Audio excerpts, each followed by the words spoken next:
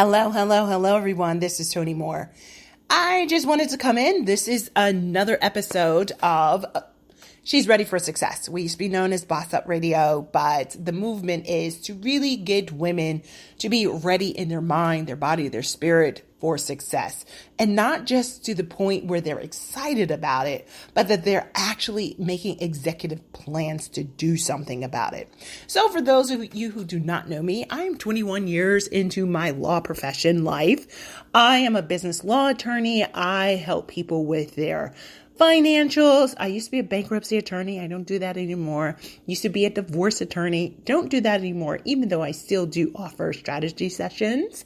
I help people with their business startup, helping them with their structure, helping them optimize. For some people, who tap into my brilliance, I help them with their name brands and their name protections and help them get really crystal clear about what they're doing, who they help, and how do they show up significantly in this thing called business. Well, I am talking today, as I will probably be talking for the rest of my days, is about socioeconomic equality, right? And I know we all do not come from the household where there were authors and speakers and coaches and accountants and teachers and secretaries and leaders and community activists. But what I do know is that your beginnings do not dictate your destiny at all. It does not. It did your beginnings. I remember as a child living in other people's basements. Sometimes I lived in fostered care with my aunties and my godmom and my grandmom. And then sometimes we would be in the midst of it all in shelters, when my biological mom was hiding out from her then abusive husband. But even then, I just knew in my spirit that where my reality was, it was not going to dictate what was meant for me. So for some people, I did not know my place, because my place was to have my head bent down low and my hands outstretched, and I could not do it. My place was to be begging for food stamps, because back in the day, our family had paper money. We didn't have those EBT cards. Back in the day, we didn't have rides. So sometimes we would have to walk 2 miles to go to and from church. And at that time, I was a lot thinner than I am now. But even in the midst of it all, I refused to allow that situation to dictate my destinations. And today, I just want to have this conversation. And the conversation is wealth worthiness. You are worthy of wealth. One of my brands is Wealthy Woman. One of my brands, and we call it Wealthy Her, and that's because of the fact that I know that when we embrace our worth to step up, our worth to step out, our worth to shine our light, our worth to be our dreams, our worth to make money, our worth to own our value, our worth to just with our workmanship and our opportunities and the resources and our talents and our skills, our ability, our worth, and that we don't need validation. Because what I've been taught was that validation is for parked cars. You are not a parked car, my sister. You are an amazing woman that's got the acuity and the strength and the light and the love and the helpfulness and the giftedness and the talent and the skills and everything that Mary had, if you're a God girl like me, everything that Esther had, everything that Queen Nefertiti had, everything that every woman had, everything that even Ruth Bader has.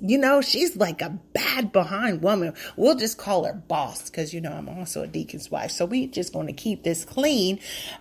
But every single thing that women had, Betty Shabazz had, every single thing, even with people who were trailblazers, everything that she had, the brilliance, the acumen, the acuity, every heart, every strength that was before us. Guess what? It's in us. The things that was before us is in us. You just got to own that. So I know, as a woman myself, we have been cultivated to just, go to school, get good grades, get a man with skills, a man with talent, a man with a career, as opposed to just finding our strength. Could you imagine if someone had said, what are you good at? Just to help you identify, not purpose, but what you're good at. Not purpose, but what you're passionate about. Not purpose, but what you have abilities and skills and giftedness about. Not purpose, but what do you do so well that it just exudes from you? Can you imagine that? So I know sometimes we get caught up in the caught up because of what we heard or what we went through. Sometimes our breakthroughs keep us from going through, but it's just a breakdown. The breakdowns keep us from growing through. But guess what? Just like Jesus said in John 5, pick up your own mat. I wrote that in my Stop Being a Doormat, because you have to pick up your mindset. You have to pick up your abilities. You have to pick up your talents, your strength, your wisdom. You got to pick up your energy. I had to pick up my words, because before I knew what I didn't know, I would just be like, oh my God, life sucks. No one was going to want me. I was used and abused. I was just going to just be a lawyer. I was going to be a family lawyer. Not that anything is wrong with that. But when my heart and my mind was no longer aligned to it, then I felt stuck until I realized that I get a chance to redefine myself.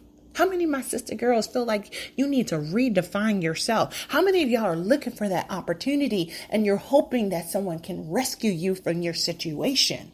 Well, we're going to do some womanly success affirmations throughout this whole podcast. And one of them is, I am my rescuer. I am the one who can save myself. I am the one who can work out my own salvation. I am the one who I need to be right now to fulfill a greater destiny. I am the one who can change my bank account. I am the one who can change my reality. I am the one who I've been waiting for. Can you say that wholeheartedly? You say it over and over again. I am the one that I've been waiting for. I am the one. I don't need a man. I don't need a pastor. I don't need a prayer warrior. My God told me I can work out my own salvation. And the same way you can work out your own salvation is the same way you can work out your own success. The same way. You got to align with everything that you are. Sometimes I tell people, just master your pieces. Master the pieces. Master your passion. Master your information. Master the essence that's deep down inside of you. Master that creative genius, okay? When you master every single thing, then you can merge as you are. Master the weakness. Master the good areas. Master what you need to master. Master the thing that keeps falling apart. There is a lesson for you. And here's the thing. If you keep getting stuck, if you keep getting stopped, if you keep looking for someone else to help you work out your own salvation, then you will never be who you're meant to be. Because every single thing inside of you is the very thing that will keep you moving forward, keep you pressing on.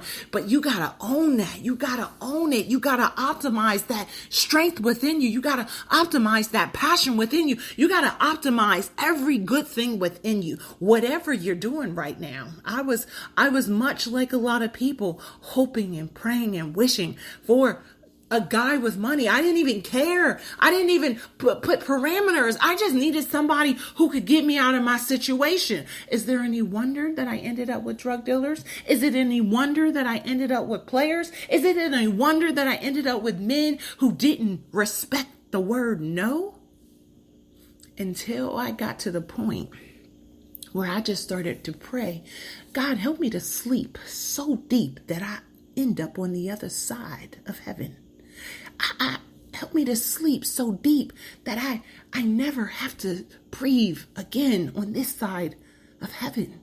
Help me to sleep so deep because I had gotten so far gone that I couldn't even like the woman in the mirror. Help me to sleep so deep that the people who are oppressing me and pressing me into some box that I don't want to fit in will forget my name.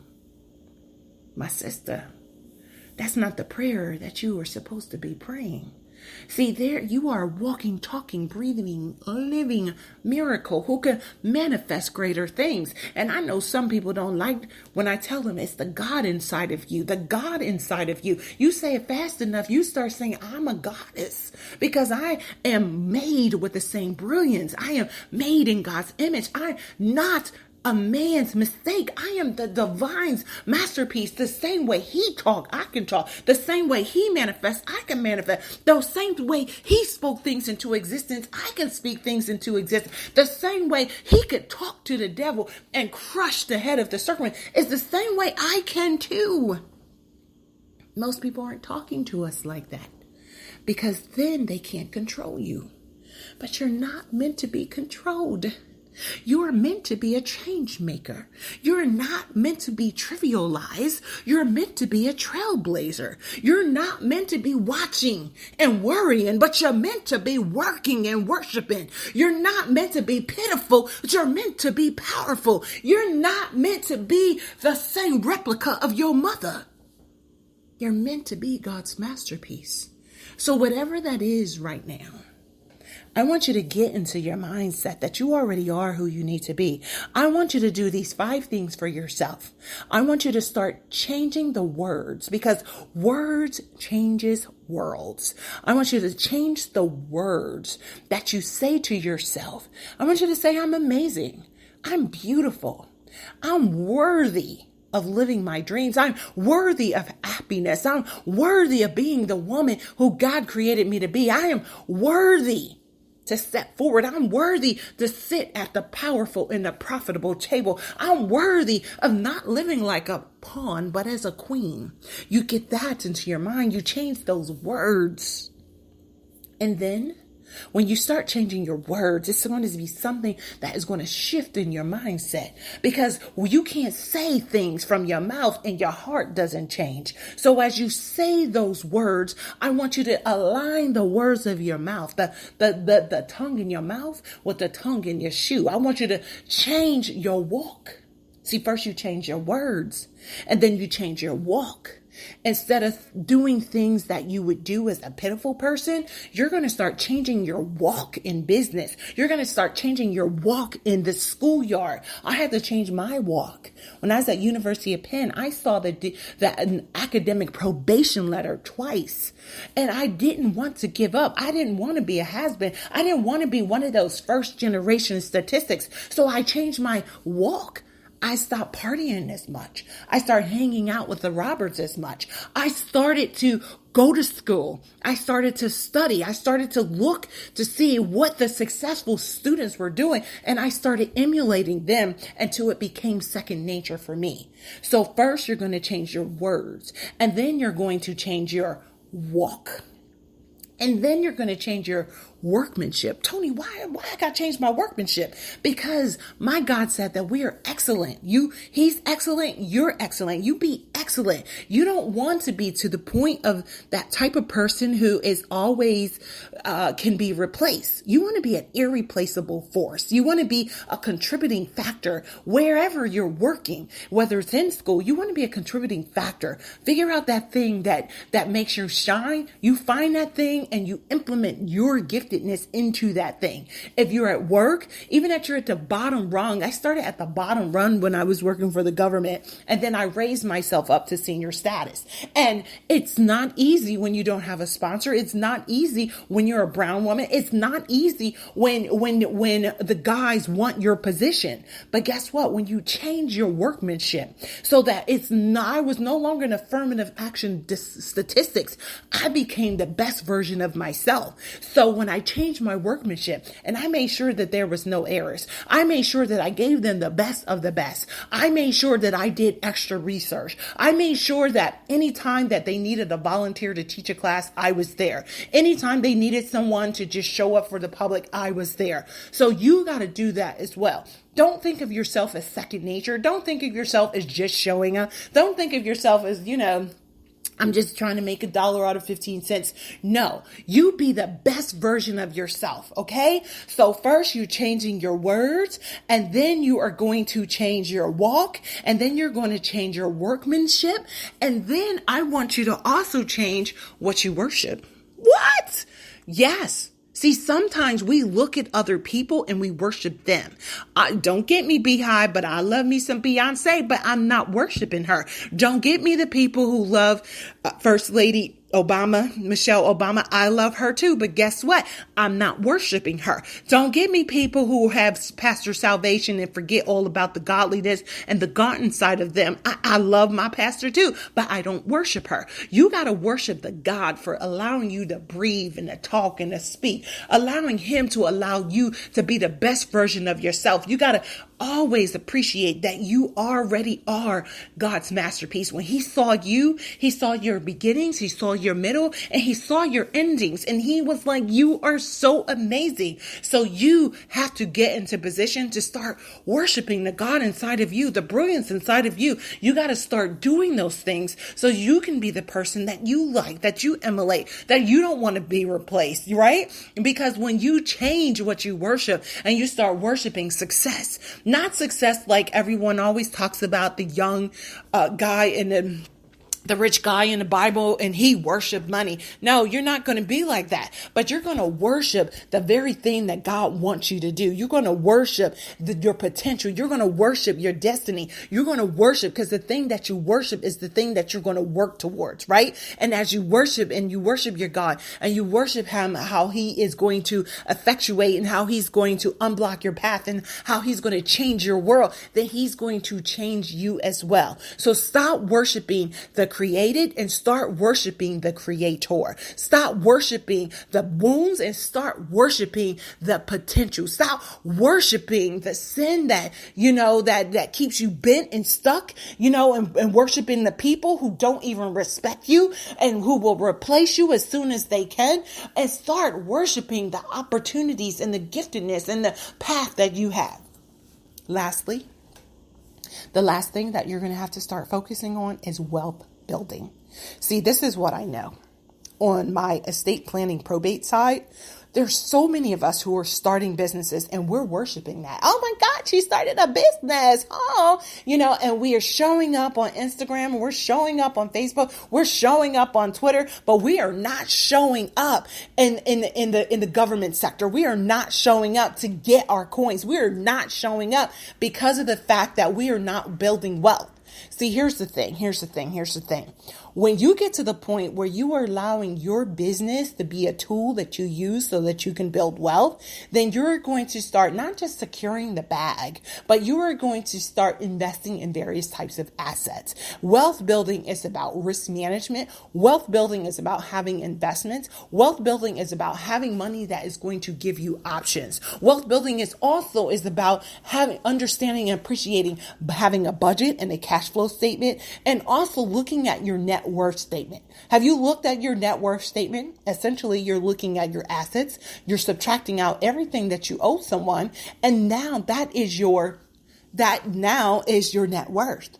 Look at those numbers, because when you're building wealth, then it's not about financial literacy. No, you need financial fluency. You need to understand what stocks are and what bonds are. You need to understand what securities are. You need to also have a modern portfolio theory conversation where you are making sure that you have enough so that even in the down times, if the bonds are up, then the stocks are down. If the stocks are down, the bonds, might be up. You may have a situation where you have to pull out some cash value, but you're financially fluent and you're no longer about literacy. Literacy is saying, oh, I have this, I have stocks, I have bonds. No, financial fluency is I now have a business that is an LLC being taxed as an S Corp or a C Corp. I am sponsoring my own employee benefit plan. I have my own solo K or my own self-directed IRA. Okay. Or I have my employees and I have given them benefits because I value my employees. I don't denigrate people who I know should be employees and try to perpetrate like they're independent contractors. And that financial fluency allow you to understand that you are being judged by your assets. Not your assets, but your assets, the assets that you have. Because when at certain power partner tables, they want to make sure that you belong in that room. So you have to be a wealth builder in everything you do. You got to get out of the hustlepreneur mindset where you just paying money and then you're getting rid of all of the money that you earn so you don't have to pay taxes. That's not going to look good when you decide that you want to up level to the next level. Okay. So that was a lot of information, but I felt it on my spirit. I definitely want to get more women ready for success, but it's not just about taking a leap of faith to go from one sector to the next, a leap of faith to go from an employee to a CEO, because there is a mindset. You got to change your words so that you can change your world. You got to change what you worship. You got to change your workmanship. You got to change what you worry about, turning that worry into worship. You got to also change your workmanship. And you also got to change your wealth building mindset. Alrighty. So this is Tony Moore. I am the hostess with the mostest of the She's Ready for Success podcast. And I thank you for joining. If this was good for you, I have plenty more. So just go and look us up. Wherever you saw it, just look at previous episodes, right? And you will see that is my ministry. That is my heart. That is my movement, is to get women to understand and appreciate that they already are who God needs them to be. They just got to step into their power to create a greater destiny. Bye for now, and we will talk real soon.